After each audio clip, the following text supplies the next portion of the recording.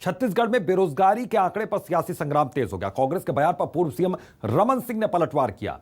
राज्य के बेरोजगारों को ठगा जा रहा है। 5 लाख नौकरियों की लिस्ट देखकर कहता हूं कि तुम्हारी फाइलों में गांव का मौसम गुलाबी है, मगर ये दावे झूठे हैं, ये दावा किताबी है। तो कांग्रेस ने वादा खिलाफी की है। मंत्री रविंद्र चौबे ने बीजेपी पर निशाना साधा था कि बीजेपी शासनकाल में रोजगार की स्थिति क्या थी। इसको लेकर उन्होंने सवाल उठाए थे कि रमन सिंह 15 साल आउटसोर्सिंग करते रहे। सुनवाते हैं कैसे वार और पलटवार का दौर चला बेरोजगारी के आंकड़े पर।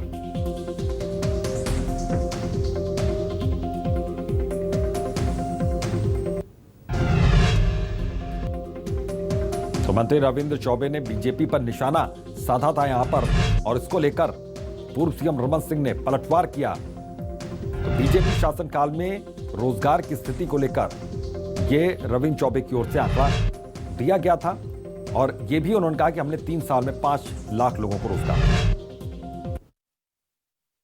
केवल 5 लाख नहीं, मैं तो अभी प्रेस कॉन्फ्रेंस में सारे आंकड़े मैंने दिया है, और आदरणीय बृजमोहन जी श्वेत पत्र जारी करने की बात कर रहे हैं, तो ये माननीय पत्रकारों के समझ जो आंकड़े दे रहा हूं यही तो श्वेत पत्र है और यही तो आंकड़े हैं। 5 लाख से भी अधिक लोगों को रोजगार उपलब्ध कराया गया है। जिस तरीके से केंद्र सरकार ने लगभग 2 करोड़ युवाओं को नौकरी और रोजगार की बात कही थी, लेकिन आंकड़े देने में वे असफल हैं। लेकिन हमने जो कहा है वो आंकड़े हम अभी आपके सामने हमने गिनाया है।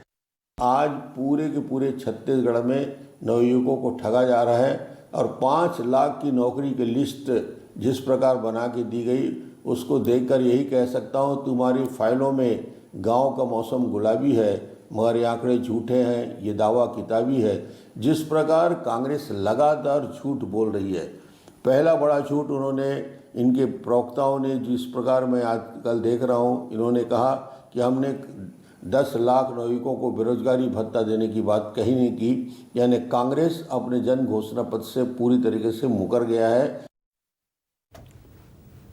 और मैं रेजिडेंट एडिटर आशीष तिवारी से खबर पर जुड़ गया, सीधा उनका रुख करते हैं। आशीष, यहां पर कहा जा सकता है कि बेरोजगारी के आंकड़े पर अभी ये जो वार पलटवार का जो दौर है, अभी हो सकता है कि कुछ और दिन चलता रहे यूं ही।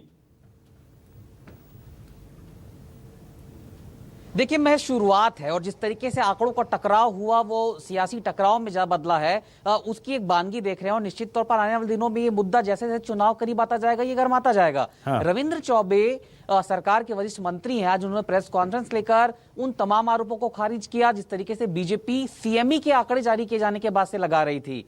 रविंद्र चौबे ने कहा कि कांग्रेस की 3 साल की सरकार में 5 लाख से ज्यादा लोगों को रोजगार दिया गया।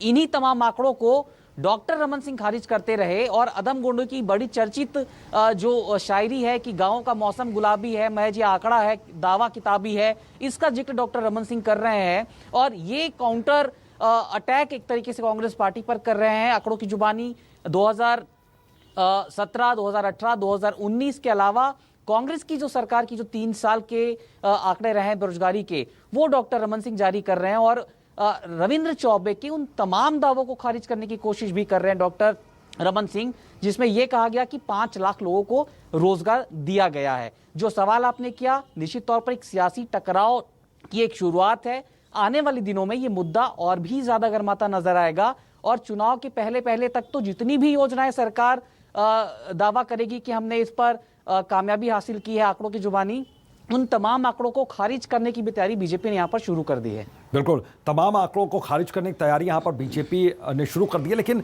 आप इस बात का आप जिक्र भी कर रहे हैं कि अभी ये शुरुआत भर है, यानी कि इसी मसले को लेकर अभी फिर से कोई रिएक्शन यहां पर आ सकता है, और फिर से बीजेपी की ओर से किसी न किसी तरीके से पलटवार किया जा सकता है, क्योंकि ये आंकड़े हैं, और आंकड़े यहां पर झूठे भी साबित किए जाते हैं, और आंकड़े जो सच्चे होते हैं वो भी सामने आते हैं।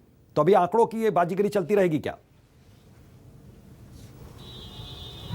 देखिए, लगता तो यही है। और जिस तरीके से 2016, 2017, 2018 यानी जनवरी 2016 से लेकर जनवरी 2018 तक डॉक्टर रमन सिंह ने बेरोजगारी के जो आंकड़े जारी किए, और उसके बाद कांग्रेस की सरकार आने के बाद यानी जनवरी 2018 से लेकर जनवरी 2021 तक के आंकड़े जो कांग्रेस सरकार जारी कर रही है, इसमें जमीन आसमान का अंतर दिखता है। दोनों ही सरकारें यानी पूर्व की सरकारें और मौजूदा सरकारें अपने आंकड़ों की बुनियाद पर यह कहती नजर आ रही है कि हमने ज्यादातर लोगों को रोजगार दिया है।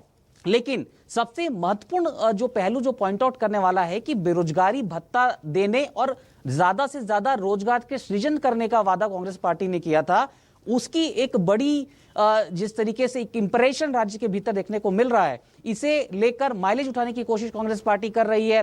लेकिन सीएमई के आंकड़े जो आए हैं, उन आंकड़ों की आज की सच्चाई और 2018 के पहले की सच्चाई पर विवाद जाकर खड़ा हो गया है। और निश्चित तौर पर यह विवाद जब आंकड़ों पर आ चुके हैं तो पूर्व सरकार के बड़े चेहरे भी इन आंकड़ों की बुनियाद पर दलीलें देंगे, और सरकार तो दे ही रही है। तो ये टकराव की महज एक बानगी है, ये शुरुआत है, और निश्चित तौर पर आने वाले दिनों में ये टकराव बड़े रूप में देखने को जमीन पर मिलता रहेगा।